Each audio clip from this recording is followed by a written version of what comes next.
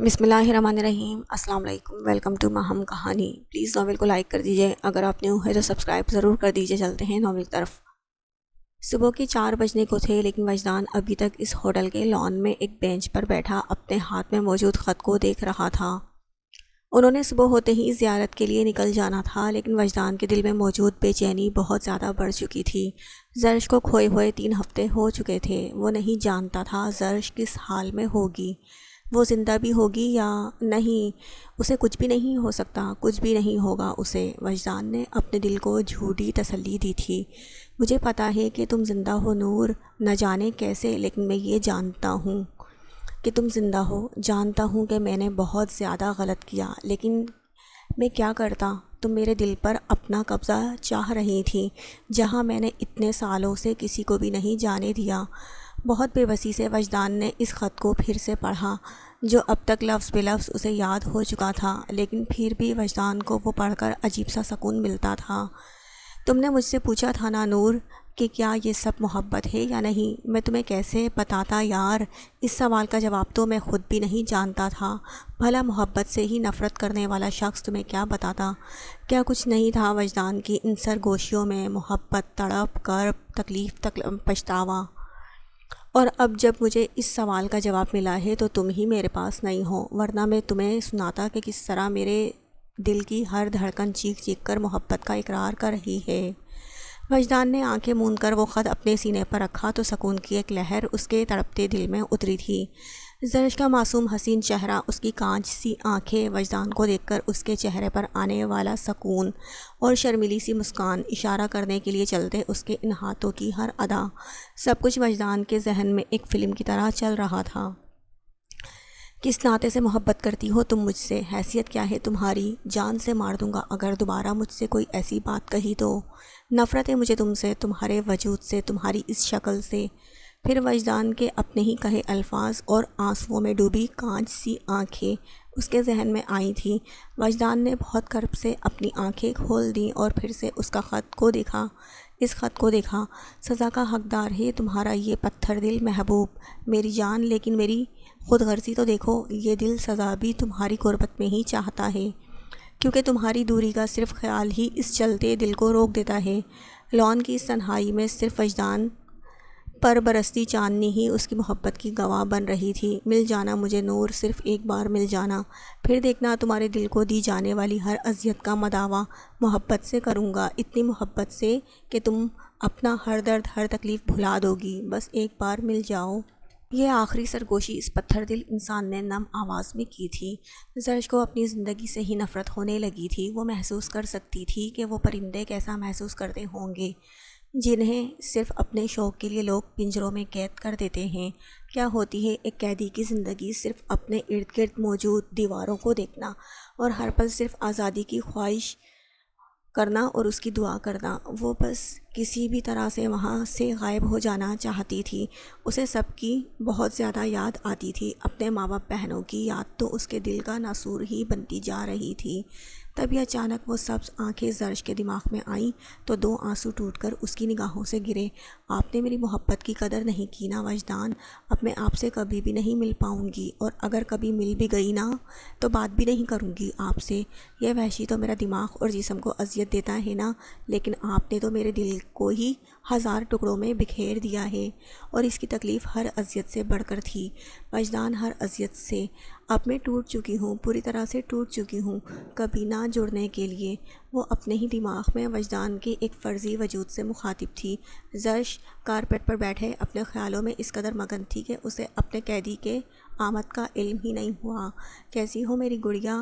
RB نے کافی نرمی سے زرش کے سر پر ہاتھ رکھا تو زرش ڈر کر جلدی سے اس سے دور ہوئی اور خوف سے اسے دیکھنے لگی۔ وہ کب واپس آیا تھا؟ زرش نے تو اس کے کبھی نہ واپس آنے کی اتنی دعائیں مانگی تھیں۔ جانتی ہو میرے ہاتھوں میں کیا ہے؟ آربی کے چہرے پر دلفریب مسکراہٹ آ گئی، جس نے اس شیطان کو بہت زیادہ خوبصورت بنا دیا، مگر تھا تو وہ شیطان ہی۔ تمہارا نکاح نامہ اور تمہارے شوہر کی ساری انفارمیشن۔ زرش کی روح کانپی تھی اس کی بات پر۔ آربی کے چہرے پر ایک طنزیہ مسکراہٹ تھی۔ وجدان، ہاشم خان نام ہے نا تمہارے شوہر کا؟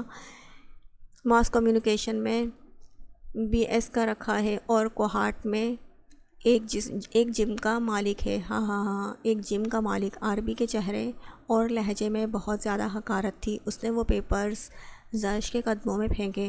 تم اس کو مجھ پر فوقیت دے رہی ہو، میرے بجائے اس کے ساتھ زندگی گزارنا پسند کرو گی جو تمہیں کچھ بھی نہیں دے سکتا، اور ایک طرف میں ہوں جو دنیا کی کوئی بھی چیز لا کر تمہارے قدموں میں رکھ سکتا ہے، تمہاری کسی بھی خواہش کو تمہارے دل میں آنے سے پہلے ہی پوری کر سکتا ہوں۔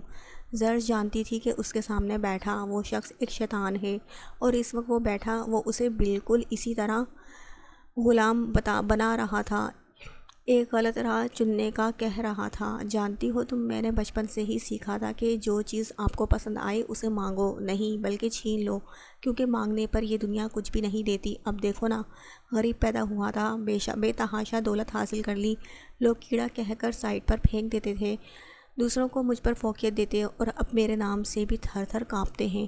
عربی زرش کے پاس فرش پر بیٹھا تو زرش خوف کے مارے اس سے دور ہو گئی۔ بس ایک کمی رہ گئی محبت کی، جو میں تمہیں 12 سال کی عمر میں دیکھ کر ہی تم سے کر بیٹھا۔ سوچا ایسا کیا کروں کہ بڑے ہونے تک تم کسی اور کی نہ ہو جاؤ۔ پھر ان پرانے لوگوں کا خیال آیا جو اپنی ملکیتوں پر اپنا نشان چھوڑ دیتے تھے تاکہ ہر کوئی جان جائے کہ وہ چیز کس کی ہے۔ میں نے بھی تو ایسا ہی کیا تھا۔ عربی نے زرش کے کندھے کو نرمی سے چھوا۔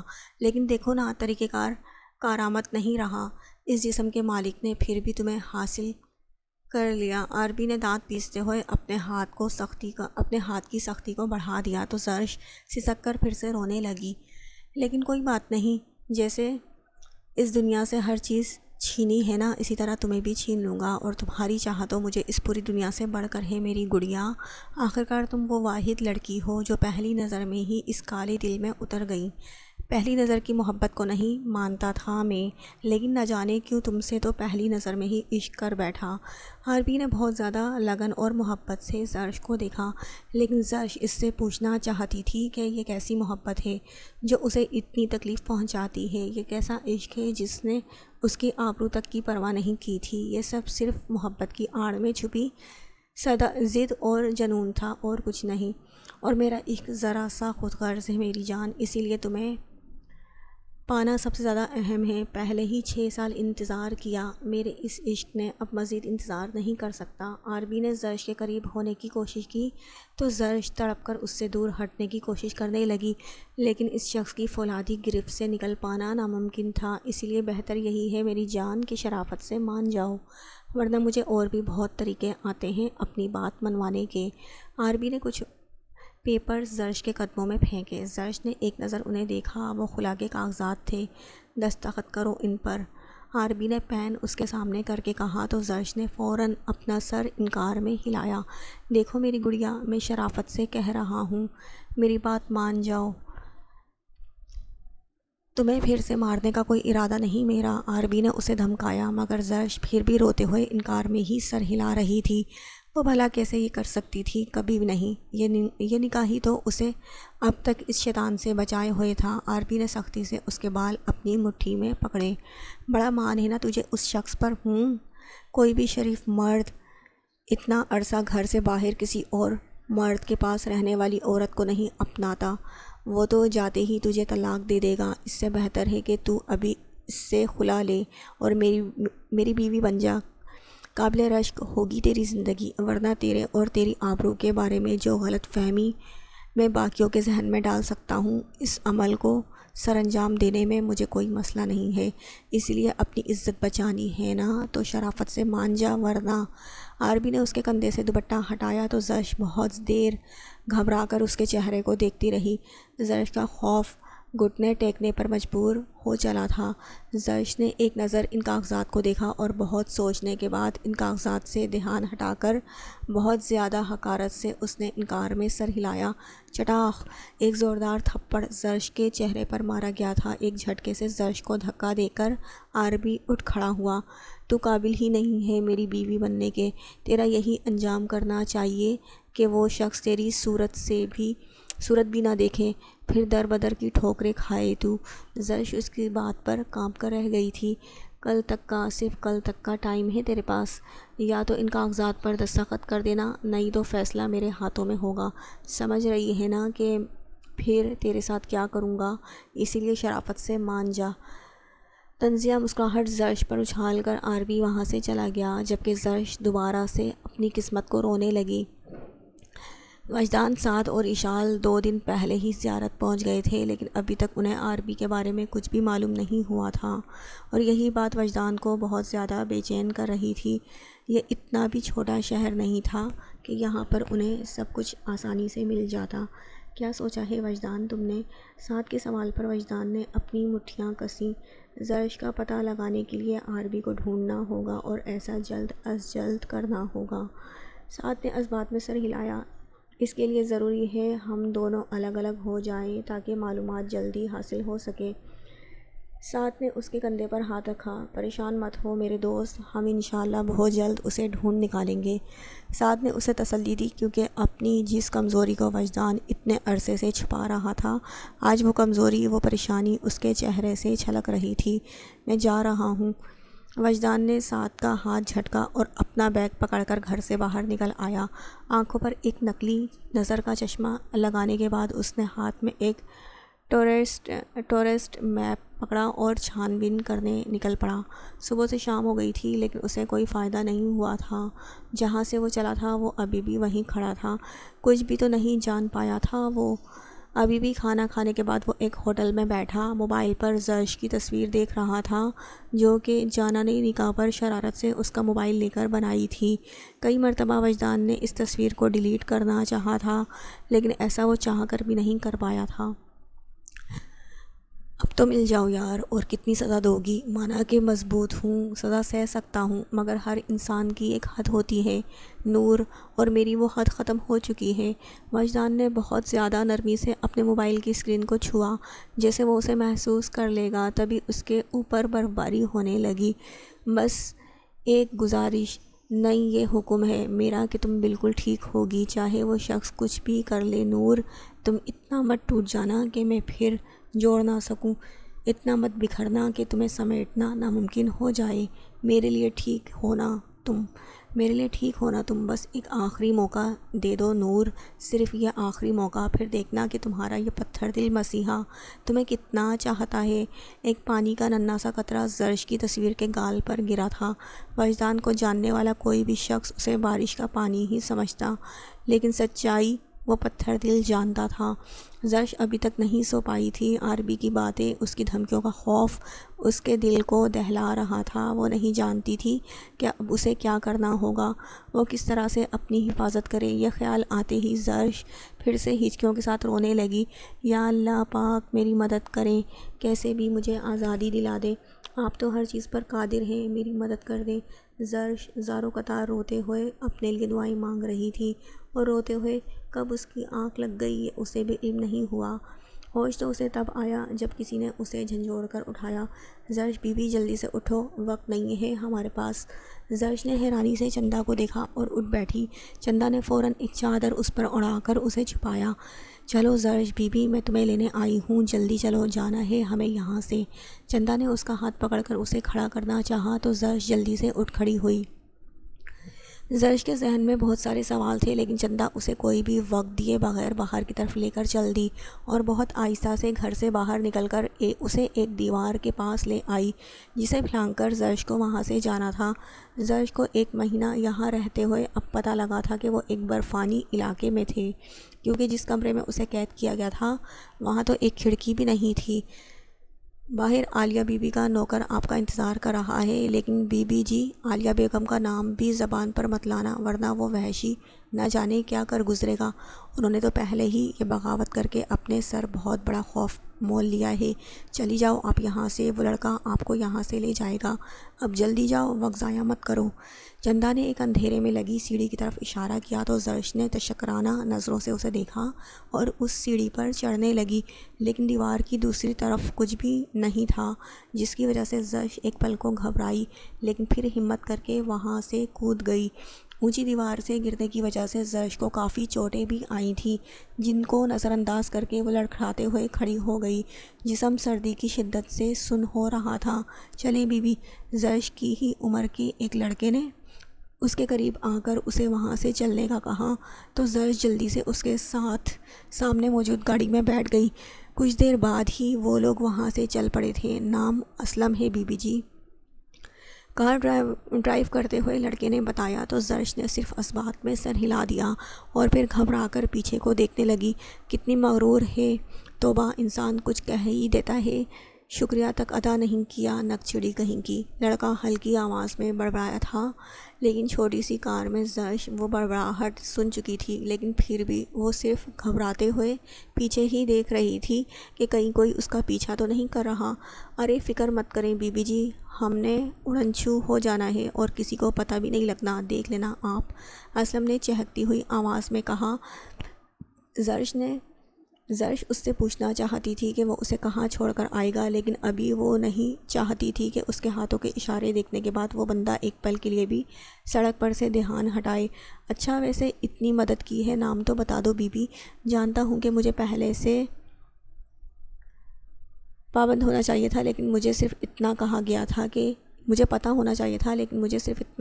تھا کہ ایک لڑکی کو وہاں سے لے کر لاہور چھوڑ آؤں، اور کچھ بھی نہیں بتایا تھا، اور ویسے بھی جتنا بولا جائے اتنا ہی کرتا ہے اسلم، زیادہ بک بک کرنے کی عادت نہیں مجھے۔ اسلم نے ایک اور کوشش کی، مگر زرش کبھی پیچھے دیکھتی تو کبھی رونے لگ جاتی۔ کچھ بول لو بی بی جی، لمبا سفر ہے، آسانی سے کٹ جائے گا۔ اسلم نے ایک آخری کوشش کی، مگر مقابل کی خاموشی دیکھ کر گہرا سانس لے لیا۔ آپ کی مرضی ہے بھائی، ویسے اللہ بچائے ایسے غرور سے، اسلم نے سر جھٹک کر کہا، جبکہ زرش ابھی بھی روتے ہوئے آیتوں کا ورد کر رہی تھی۔ کہاں ہے وہ، بولو سب۔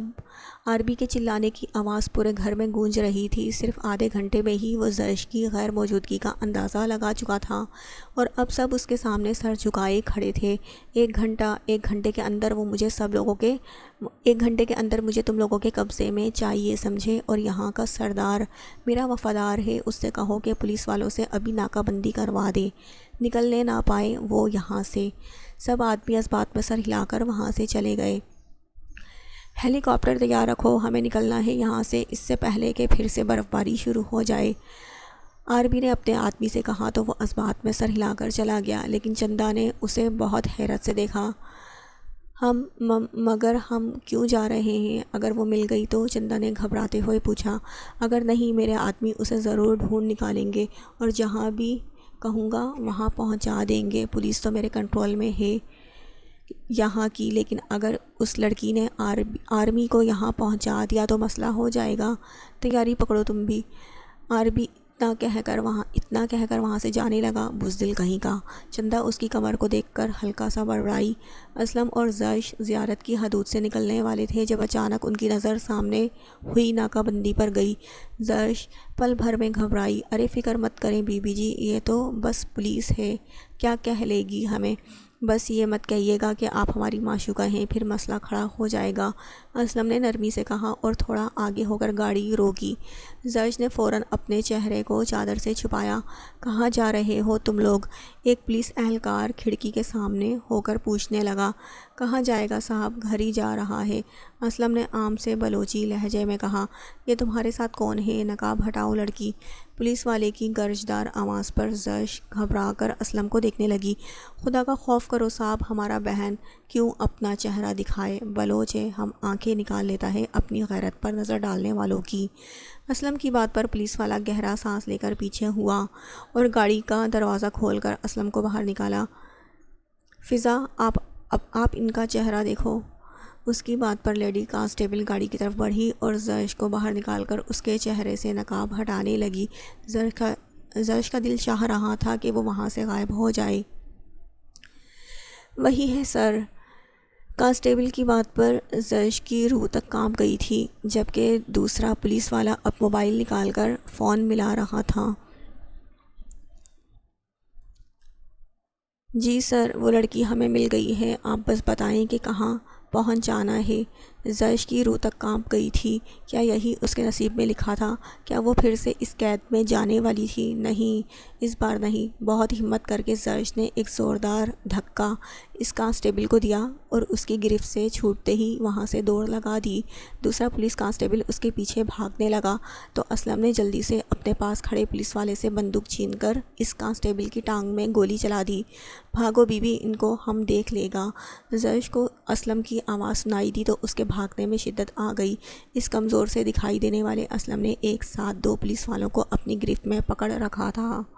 پھر ان دونوں کو اچانک ہی زوردار دھکا دیا اور جلدی سے گاڑی میں بیٹھ کر گاڑی کو زرش کے پیچھے لے جانے لگا۔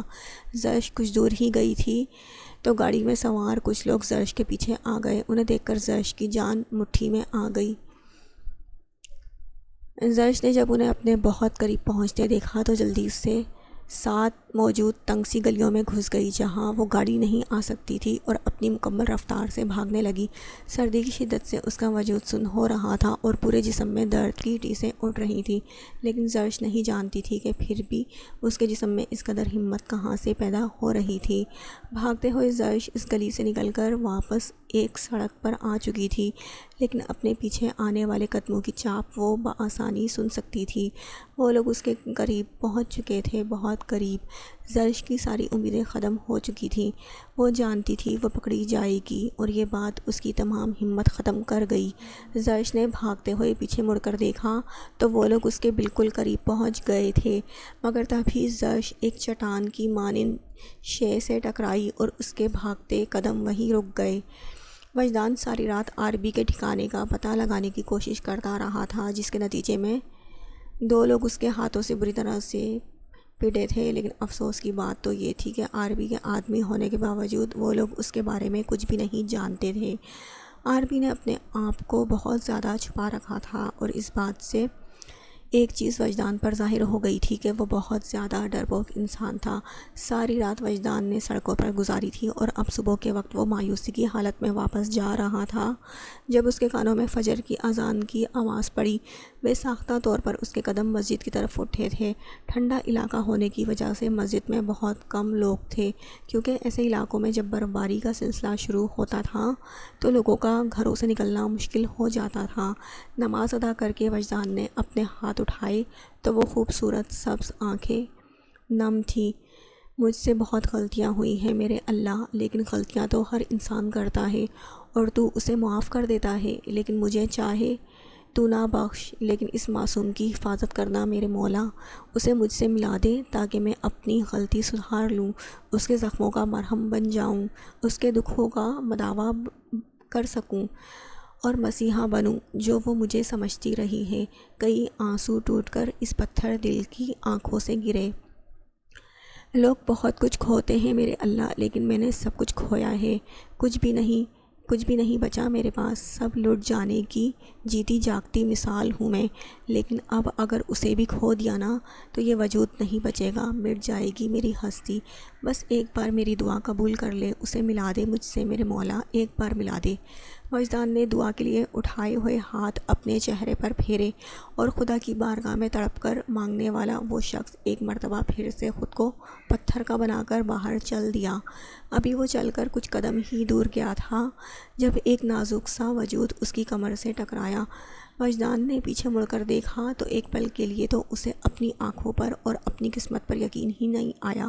کیا سچ میں دل کی گہرائیوں سے مانگی ہوئی دعا اتنی جلدی قبول ہو سکتی تھی؟ کیا معجزے واقعی میں ہو جاتے تھے؟ نور بے ساختہ وجدان کے لبوں سے نکلا تھا۔ زرش جو پیچھے دیکھنے میں مصروف تھی، یہ آواز سن کر اسے ایک خواب لگنے لگا تھا۔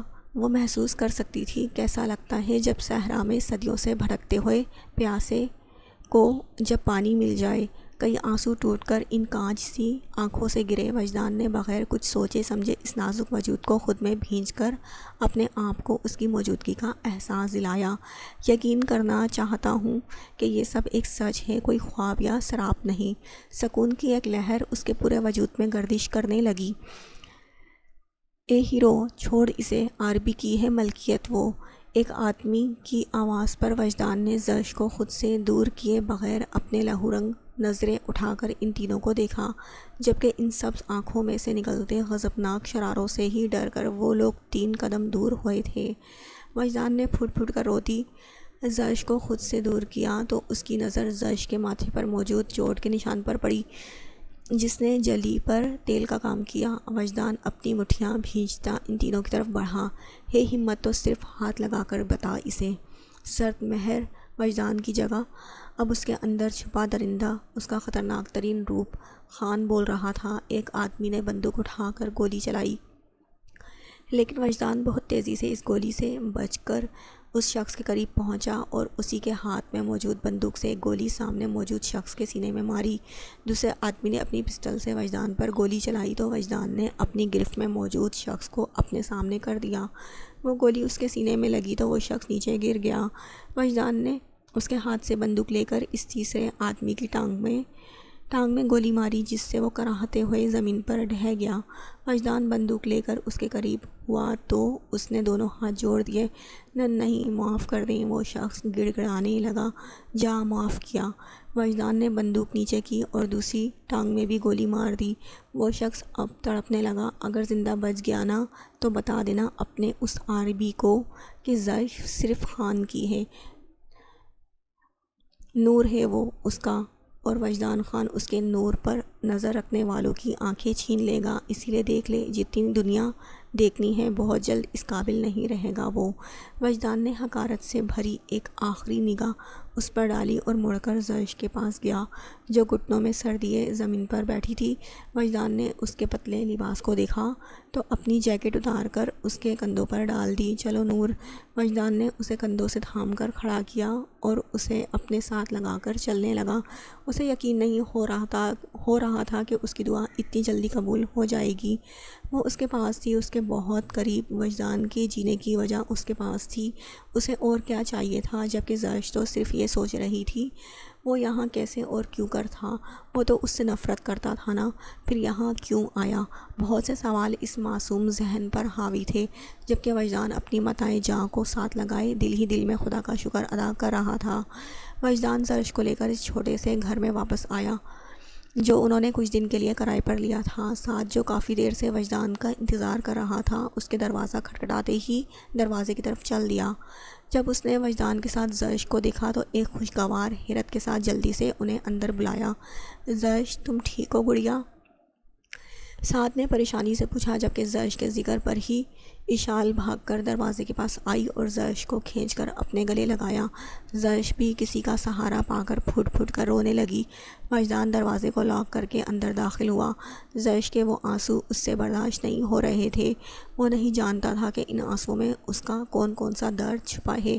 ہے لٹل ڈال، اسٹاپ کرائنگ اور I'm going to kill that bastard. Ishal کافی غصے میں تھی۔ بہت مشکل سے اس نے اپنے آپ کو وہ جملہ مکمل کرنے سے روکا۔ اشال، تم اسے کمرے میں لے جاؤ اور کوئی گرم کپڑے دو اسے پہننے کے لیے۔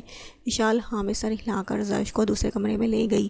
ساتھ نے پریشانی سے پوچھا، یہ سب اتنا بھی ضروری نہیں ہے ساتھ، زیادہ ضروری چیزیں اس وقت زرش کی حفاظت ہے اور ہمیں اسی کا خیال رکھنا ہوگا۔ ساتھ نے اسبات میں سر ہلایا۔ وہ ٹھیک تو ہے نا؟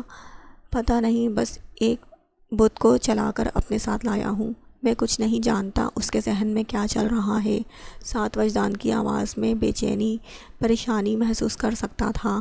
وجدان، ہمیں زرش سے پوچھ کر عربی پر حملہ کوئی فائدہ نہیں ہے ساتھ، وہ ایک بزدل انسان ہے۔ ابھی تک تو وہ یہاں سے چلا بھی گیا ہوگا، لیکن اس کی پہنچ کافی زیادہ ہے۔ اس کا مطلب بہت سے لوگ زرش کو ڈھونڈ رہے ہوں گے۔ ساتھ کو وجدان کی بات میں مصلحت نظر آئی تھی۔ پھر ہمیں جلد از جلد زرش کو یہاں سے لے جانا ہوگا، لیکن مسئلہ یہ ہے یہاں سے نکلنا بہت زیادہ مشکل ہے۔ یہ مشکل کام آرمی کی مدد سے بہت آسانی سے ہو جاتا، لیکن اب ہم دونوں ہی اس کا حصہ نہیں ہیں۔ ساتھ کے لہجے میں افسوس تھا، کیونکہ ساتھ کو اپنے وطن اور فوج سے بہت زیادہ پیار تھا، اپنی جان سے بھی زیادہ، لیکن اپنی دوستی کے خاطر یہ سب چیزیں قربان کر کے ساتھ نے دوستی کی مثال قائم کی تھی، اور ایسا ہی اس نے شایان کی باری میں تو کیا تھا۔ ہم شایان سے کانٹیکٹ کرتے ہیں، شاید وہ کچھ کر پائے۔ ساتھ کی بات پر وجدان نے کچھ دیر غور کیا اور پھر جیب سے اپنا موبائل نکالا، جس میں موبائل سروس بالکل بھی نہیں تھی۔ ضرور ان لوگوں نے اس علاقے کی تمام سروسز بند کر دی ہیں تاکہ ہم کسی سے بھی رابطہ نہ کر سکیں۔ وجدان کی بات پر ساتھ نے مٹھیاں کسیں، تو اسے نقاب کروا کر یہاں سے لے جاتے ہیں اپنے ساتھ۔ ساتھ نے ایک اور حل بتانا چاہا تھا۔